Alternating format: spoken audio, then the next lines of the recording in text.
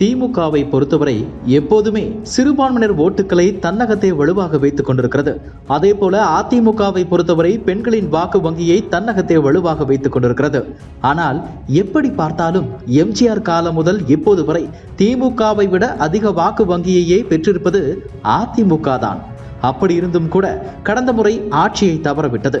இத்தனைக்கும் ஒருங்கிணைந்த அதிமுகவாக அப்போது போட்டியிட்டும் தோல்வியை சந்தித்தனர். கடந்த 2001 வெறும் 31.4% ஓட்டுகளுடன் 132 இடங்களில் வென்று ஆட்சியை பிடித்தது. 2011 38.4% ஓட்டுகளுடன் 150 இடங்களை பிடித்தது. 2016 40.8% ஓட்டுகளுடன் 136 இடங்களில் வென்று ஆட்சியை பிடித்தது.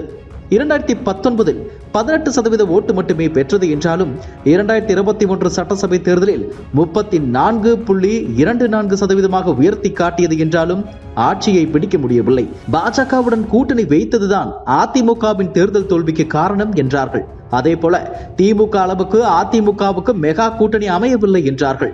முக்கியமாக விஜயகாந்தை கூட்டணியில் மிஸ் பண்ணியிருக்க கூடாது என்றும் அமமுகவையாவது கூட்டணியில் சேர்த்திருக்கலாம் என்றும் கருத்துக்கள் வலம் வந்தபடியே இருந்தன. இதன் தாக்கம் நடந்து முடிந்த ஈரோடு இடைத்தேர்தலிலும் தென்பட்டது. அதிமுகவின் கோட்டையான கொங்குவிலும் சரிவை கண்டது. இதற்கு பிறகு அதிமுக உட்கட்சி பிரச்சனையை தாண்டி விழித்துக் கொண்டது. இழந்து போன ஓட்டு வங்கியை பெற்றாக வேண்டும் என்ற முனைப்பையும் காட்டி வருகிறது. இதற்காகவே கூட்டணியிலிருந்து பாஜகவை கலட்டியும் விட்டது. ஓவைசி கட்சி, தமிமுன் அன்சாரி உள்ளிட்ட இஸ்லாமிய அமைப்புகளின் ஆதரவையும் தற்போது பெற்றிருக்கிறது. இப்படிப்பட்ட சூழலில் வலுவான கூட்டணி எதுவும் இப்போது வரை அமையவில்லை. அதனால்தான் அக்கட்சியின் பொதுச் செயலாளர் எடப்பாடி பழனிசாமி அடிக்கடி ஆலோசனை கூட்டங்களை நடத்தி வருகிறார். நேற்று கூட அதிமுகவின் ஆலோசனை கூட்டம் நடந்துள்ளது. பூத் கமிட்டிகளை வலுப்படுத்துவது, கட்சி பணிகளை தீவிரப்படுத்துவது என பல விஷயங்கள் பேசப்பட்டுள்ளன. அதே போல தொகுதிகள் தேர்வு, வேட்பாளர்கள் தேர்வு போன்றவையும் ரகசியமாக நடத்த வேண்டும் என்று எடப்பாடி பழனிசாமி அறிவுறுத்தியுள்ளார். மாவட்ட செயலாளர்கள் கூட்டத்தில் இது தொடர்பாக வெளிப்படையாக பேசாமல் திருவாரூர், விருதுநகர் ஆகிய 2 மாவட்ட செயலாளர்களை மட்டும் தன்னுடைய வீட்டுக்கு மாலையில் வரவழைத்து பேசினாராம் எடப்பாடி பழனிசாமி. காரணம், இந்த மாவட்டங்களில் வேட்பாளர் தேர்வு தொடர்பாக பிரச்சனைகள் இருப்பதால் அதையெல்லாம் உடனே தீர்க்கும்படி அட்வைஸ் செய்து அனுப்பியிருக்கிறார்.